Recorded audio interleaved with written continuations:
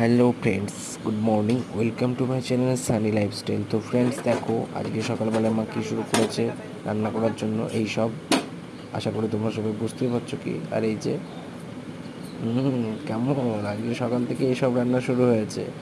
আর হ্যাঁ, যদিও বা এইসব রান্না খুব ভালোই লাগে। আর এই যে আমাদের চারটে বন্ধু, ওরে বাবা আড়ামুড়ো কাটছে।